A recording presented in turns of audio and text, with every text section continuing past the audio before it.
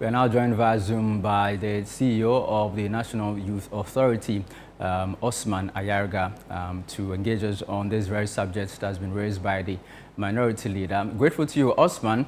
The minority leader makes the claim that your government has not reduced unemployment. You are the CEO of the National Youth Authority. What have you done in the last 9 months to reduce unemployment among the youth?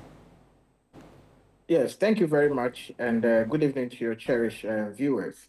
And I would want to state clearly that the minority leaders claim that the government has achieved nothing in the last 9 months. It's a statement rooted in falsehood, and it's MPP self-serving because the objective facts will surely expose him. The minority leader should engage in more factual statements and not ones to excite their weak MPP base.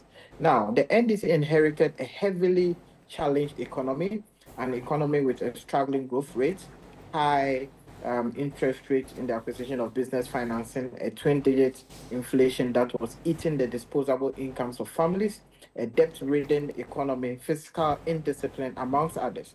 Today, the story is different.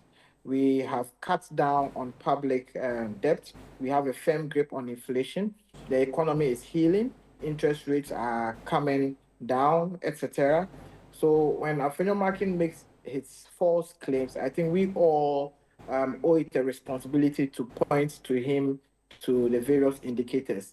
This government has stabilized a once unstable energy sector. The NPP depleted our energy sector levies in the last 8 years, left us with a worrying energy sector debt and an unstable electricity supply. Today, our lights are on. There's healing ongoing with the management of our energy funds, and the price waterfall system is in place.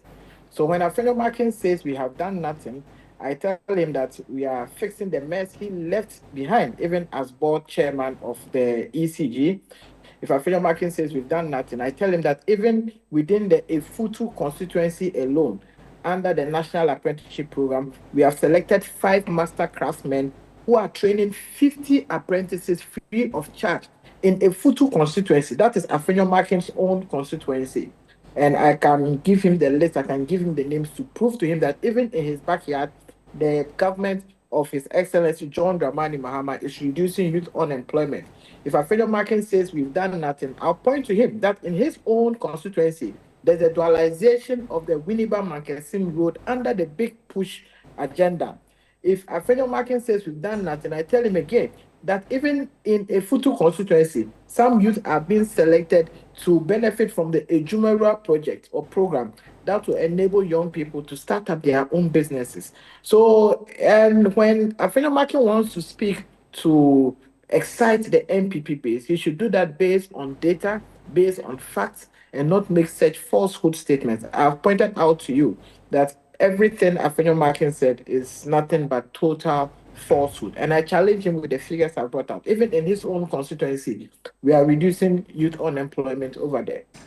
All right, Osman, what about the points he raised about the fight against illegal mining? He says your government is not doing enough. Is that also falsehood? Well, for Afenyo to say our government is not doing enough, that is his marking scheme, or that's what he has decided to credit us with. At least he didn't say we are doing nothing.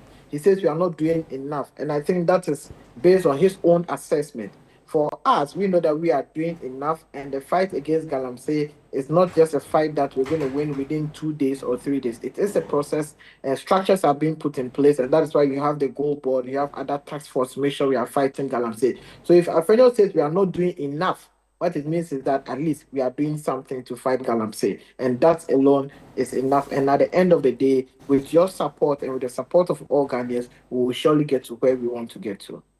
Well, there's been a call for state of emergency to be declared in these Galamsey-affected areas. What do you make of this call? The president doesn't seem to be in favor of it.